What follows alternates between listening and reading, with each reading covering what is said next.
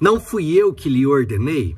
Seja forte, corajoso, não se apavore, não desanime, pois o Senhor, o seu Deus, estará com você por onde você andar. Será que é necessário falar para um homem forte e corajoso para ele ser forte e corajoso? Quando o seu líder Moisés morre e Deus vem e fala com Josué: Josué, você vai conduzir esse povo, você vai passar o Rio Jordão, você vai conquistar a terra que eu prometi. Seja forte, seja corajoso. Eu imagino que Josué, ao receber essa tão nobre função, provavelmente ele sentiu medo. Mas o que eu quero falar com você hoje é para não dar lugar ao medo. O medo, ao contrário da fé, ele nos paralisa. A fé nos faz avançar, nos faz caminhar, ir e conquistar coisas que os nossos olhos ainda não viram, mas que o nosso espírito já crê que já recebemos e que já aconteceu. A fé é o firme fundamento daquilo que não se vê, mas que se espera. E essa é uma esperança com certeza. Sem fé, a Bíblia diz que é impossível nós agradarmos a Deus. Sem fé seria impossível para Josué seguir todas as direções que Deus deu a ele e ele conquistar a terra prometida. Só que apesar de Josué ser um grande líder, ter conduzido com maestria e com nobreza todo aquele povo ali para conquistar a terra, o Senhor fala que, olha, Josué, você conquistou, você teve tantas vitórias, mas ainda há muita terra que você não conquistou. Nós precisamos compreender o que, em paralelo com esse texto de Josué sobre conquistar, sobre fazer algo a mais, o que Jesus quer nos mostrar, o que Jesus quer nos ensinar. Em João capítulo 14, do verso 10 ao 15, são 5 versículos, e eu quero ensinar coisas preciosas para você. Você vai colocar em prática, e se você colocar em prática, você vai viver coisas sobrenaturais. Esse é o poder aqui, não dado a mim somente, mas a você através do Espírito Santo. Tem uma chave aqui, tem um segredo precioso nesses versículos que vão fazer toda a diferença na sua vida. João capítulo 14, no verso 12, diz assim, ó: digo-lhes a verdade, aquele que crê em mim fará também as obras que tenho realizado e fará coisas ainda maiores do que essas, porque eu estou indo para o Pai. Como que Jesus, ele fala que ele vai fazer obras, que nós vamos fazer as obras que ele fazia e obras maiores? De repente você pode se perguntar: Jesus andou sobre as águas, eu vou andar sobre as águas também? Jesus ressuscitou mortos, eu vou ressuscitar mortos? O que eu vou fazer maior do que Jesus? Como que eu vou fazer isso? E aqui no contexto dessa palavra tem algo precioso que nós podemos colocar em prática nas nossas vidas aqui, que nós podemos aplicar nas nossas vidas. Nós precisamos compreender primeiro que as obras que Jesus fez e as obras que nós fazemos, elas precisam glorificar a Deus. Em 1 Coríntios, no capítulo 3, no verso 13, fala que nossas obras, elas vão passar, elas vão se manifestar. Ele diz assim: a obra de cada um se manifestará na verdade. O dia declarará, porque pelo fogo será descoberto e o fogo provará qual seja a obra de cada um. Aqui no contexto ele está dizendo que as obras elas passarão pelo fogo. Se elas forem pedras preciosas, ouro, prata, essas obras elas permanecerão, elas serão purificadas. Mas se elas forem palha, feno ou madeira, elas queimarão, não terá serventia nenhuma. O que nós precisamos diferenciar aqui, se as obras glorificam ao Pai ou se elas glorificam a nós. Quando nós vamos fazer algo, nós fazemos para que a nossa glória, o nosso ego, nós venhamos receber os aplausos, ou nós reconhecemos que o Deus que mora dentro de nós, que o Espírito Santo, que é através dele que nós fazemos essas obras. E que não é nós que fazemos, mas ele que faz através de nós. Nós, de nós mesmos, não podemos fazer nada.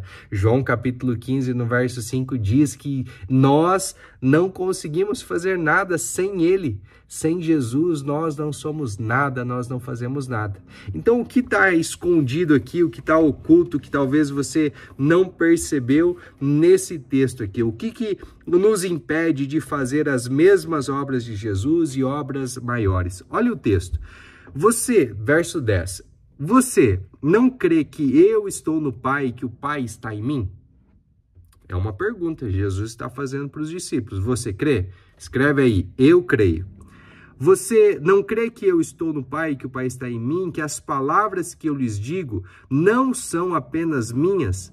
Ao contrário, o Pai que vive em mim está realizando a sua obra. Olha o que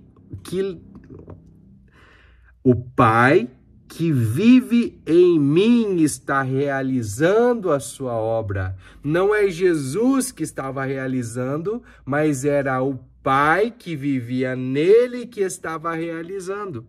Hoje nós temos o Espírito Santo vivendo em nós, e não é nós que fazemos as obras, mas o Espírito Santo em nós que faz as boas obras, que faz as obras acontecerem. Jesus diz em João 5,19 que ele não fazia nada sem ver o que o Pai estava fazendo. O Pai estava nele, ele estava no Pai. A oração de Jesus é para que nós possamos ser um com Deus, assim como ele era um com o Pai. Se nós não formos um com o Pai, com o Filho, com o Espírito Santo, nós não conseguimos fazer as obras que Jesus fez e quanto mais obras maiores. Mas o Deus Todo-Poderoso que estava em Jesus, a divindade do Pai que estava no Filho, na natureza humana, na natureza do homem Jesus Cristo aqui, ele fazia as obras, mas não era ele que fazia. Olha o que a Bíblia diz: o Pai que vive nele é que está realizando a obra. Então é o Espírito Santo que vive em nós, que realiza as obras. Então o que impede de fazer as obras é quando eu impeço o Espírito Santo. É quando eu apago o Espírito Santo, é quando eu atrapalho o Espírito Santo, aí eu não consigo fazer as obras de Jesus. Ele diz: creiam em mim quando digo que estou no Pai e que o Pai está em mim. Creiam quando eu digo que o Espírito Santo habita em você, porque Jesus Cristo foi para o Pai, mas ele não nos deixou só, ele enviou o Espírito Santo e o Espírito Santo fez morada em nós. Querido, você não tem noção do que é você ter a consciência que o Espírito Santo está em você. É outro nível. Você vai para fazer coisas que você era limitado, você não conseguia fazer. Sabe, você consegue criar um pulmão quando não existe pulmão. Deus criou um pulmão na minha filha. Os médicos atestaram, fizeram um exame. O pulmão dela foi comido por uma bactéria necrosante. Pedaços do pulmão saíam pelo dreno. Não saía o pulmão mais no raio-x. Precisavam intervir, fazer uma cirurgia, cortar fora ali aquele pedaço necrosado, para que aquele outro pulmãozinho ali pudesse, dar vida para minha filha. O pulmão é um órgão que pela medicina não se regenera. E Deus, ele interviu. A nossa filha nunca passou por nenhuma cirurgia para tirar pedaço de pulmão, para fazer nada, mas de forma milagrosa. Um dia ela não tinha pulmão, no outro dia tinha. E nós contamos toda essa história de como Deus fez esse milagre e tantos outros naquela UTI. Sabe por quê? Porque o Espírito Santo, ele realiza obras através da nossa vida. Não sou eu que oro e as pessoas são curadas. É o Espírito Santo através da minha vida. Eu sou apenas o jumentinho que Jesus monta e vai levando. Eu só vou obedecendo o que o Espírito Santo manda. Sabe, não é eu que vou lá e vou orar pela pessoa e a pessoa vai ser curada, mas pela misericórdia do Senhor. Ele me usa como um instrumento e Ele quer usar você. Ele quer que você faça essas obras, mas para que você possa fazer essas obras e obras maiores, você precisa crer que Jesus está em Deus e Deus está em Jesus. E eu preciso estar em Deus, Deus precisa estar em mim, eu preciso estar no Pai, o Pai precisa estar em mim. As palavras dele precisam estar aqui dentro do meu coração. Sabe, creiam por causa das mesmas obras. Jesus, ele é tão lindo que ele nos ensina esses princípios tão poderosos. E nós, quando não aceitamos isso, nós estamos limitando o poder de Deus. Para Deus não há impossível, para Deus não há limitações. Ele faz mulheres idosas ficarem grávidas, Ele faz milagres criativos, pessoas que não têm dedos, que não têm mão, que não têm perna, que não têm um órgão interno, elas começam a ter. Qual a explicação que a medicina dá para uma pessoa, para uma mulher que não tem útero, engravidar e ter filhos? Isso é só Deus, são tantos milagres, são tantas coisas poderosas que Deus tem feito, e eu quero que você possa experimentar isso. Isso não é um mérito só para mim, isso aqui é algo para todos os que creem. Todos os que creem podem pregar o evangelho, todos os que creem, todos os que quiserem ter essa autoridade aqui dada por Jesus, precisam confiar nele, confiar que nós somos apenas um instrumento, apenas um canal pelo qual Deus se move aqui na terra. Deus não precisava, Deus é todo poderoso, ele podia vir e fazer o que ele quisesse. Mas ele é tão amoroso que ele quis nos envolver. Ele quis dar essa oportunidade.